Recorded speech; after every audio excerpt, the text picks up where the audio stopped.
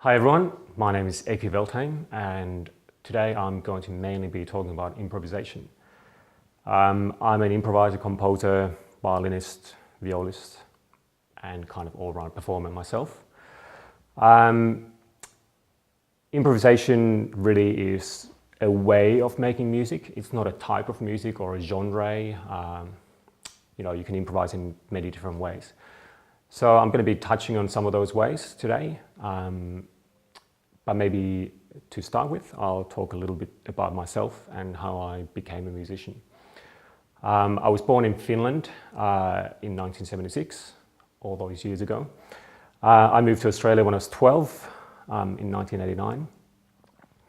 I started playing the violin when I was 7 and continued that throughout my life. I switched to viola when I was 17 and then played both viola and violin for a while and then gradually moved back to the violin.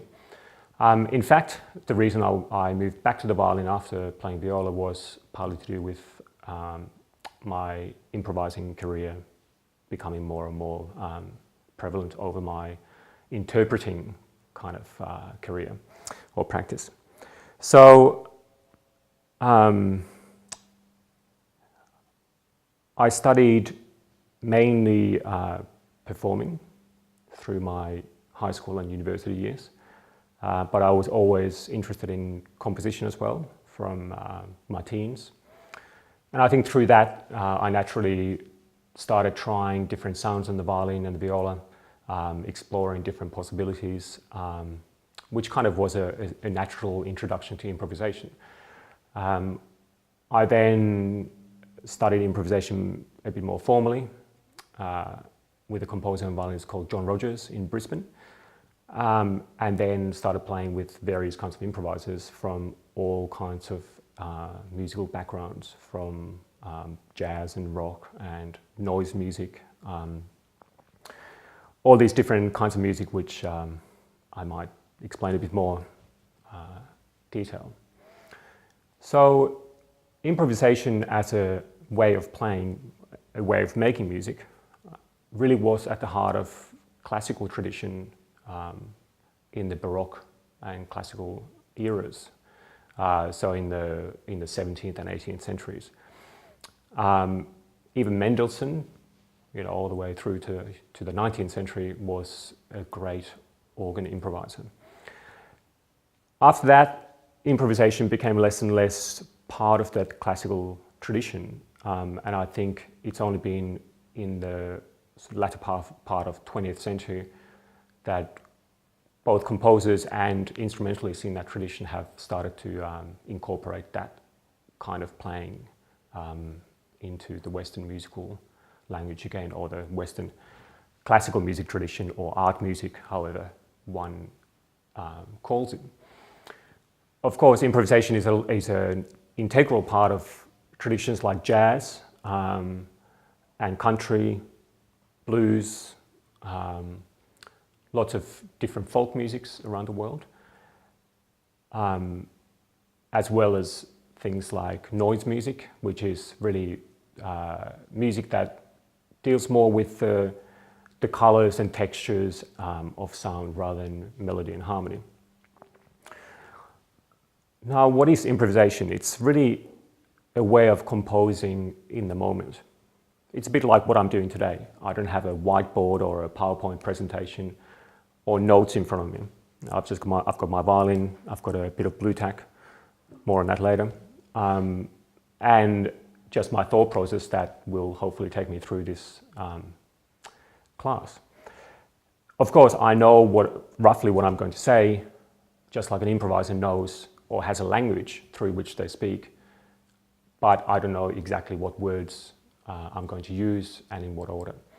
So really, like if playing notated music is a bit like reading a script, playing improvised music is more like having a vocabulary but responding to the moment. So what happens in the moment?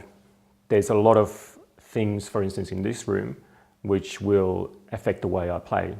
There's a set of gongs here that resonate quite nicely. You may not be able to hear them, but it gives me ideas about how I might react to that in this space. Also, the acoustic of every space is different. The people around in that space are different. I might feel different. So the way I then compose my music in that present moment will be different every time. It doesn't mean that I can't have ideas beforehand or practice improvisation. Of course, you can practice improvisation, and one should if one wants to improvise with any kind of integrity or with a broad palette of ideas. So improvising is not just making up in the moment. It's more that you've prepared certain vocabulary, and then you put those words together or those ideas together in the moment, depending on how things react to that, to your playing. Of course, it's also different if you play with other people. It means that you're more in a dialogue where you interact with those people that you're playing with. When you're improvising as a soloist or a solo performer, of course, you're only reacting to yourself and the acoustics around you. Now, in practices like jazz or in musical styles such as jazz or country, often the improvising is done as solos. So the lead horn player might take a solo, the violinist fiddle player might take a solo. And traditionally the classical style or in those kinds of music is that you solo over a chord progression, for instance, the chorus of the song. So really you're extemporizing a melody over a given harmonic frame. So extemporizing really means doing something in the moment. It's very much the same as improvising as a word. So a jazz soloist will take that harmony, which may also be use substitutions and different harmonies to the lead sheet, to the standard version of the song, so that the soloist and the rhythm section, so to speak, will interact and improvise together on that form. So there's in that kind of classical jazz or country and western or blues, there's a very set given form within which you make your own musical statements. In things like Baroque music or classical music, when I say classical, I mean the classical era, so Mozart, Scarlatti, Beethoven. Soloists often would be called to improvise a cadenza. So cadenza is really in a classical concerto is the main form of improvisation in that tradition. In the Baroque era, people were called to improvise, especially if they were playing what's called the basso continuo. So they would get a bass line and the harmonies that go with that bass line, and would have to extemporize again. That word extemporize a harmony part that might use different forms of voice leading and counterpoint. So different voices against each other. So really they're very specialized. The Baroque and the classical and the jazz, country and western blues, they're very specialized forms of improvisation where you have a quite a fixed form within which you extemporize. Now, in the 20th century, a lot of composers in the second half of the century, 1950s onwards especially, became interested in what's known as indeterminism or aleatoric music.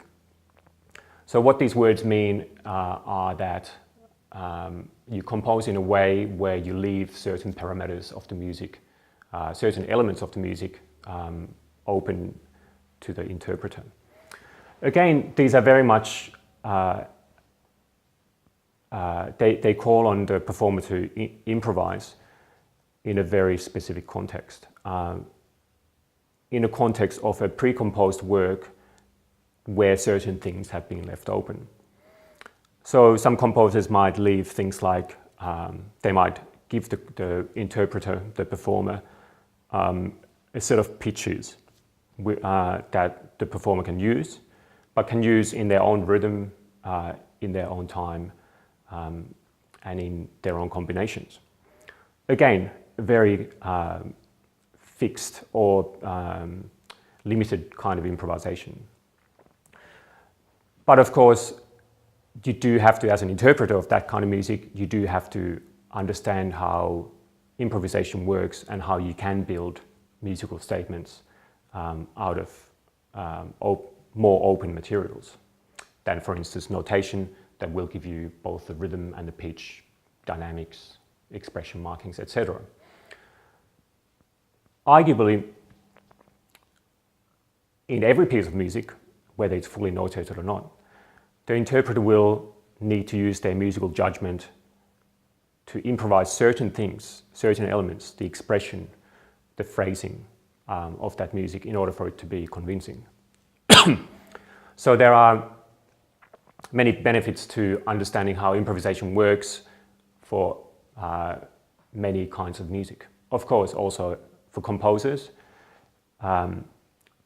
myself being an improviser and a composer, I know very well that understanding improvisation makes my composition practice much richer. It's a way to get ideas, it's a way to test ideas. There are ideas which can have different contexts, such as improvisation and fully notated composition as their outcomes. So for me, improvisation really has been an integral part of my overall musical practice, and has enriched all of my musical life to a great degree. Whether I'm playing Bach, Beethoven, Xenakis, my own pieces by Anthony Pateras, colleagues of mine, improvising with people like Scott Tinkler, great jazz trumpeter.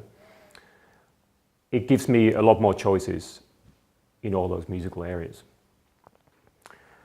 So I would encourage everyone to at least understand the principles of improvisation, because they will give you a lot more ideas about how to play your instruments, play different kinds of music, and hopefully also compose your own.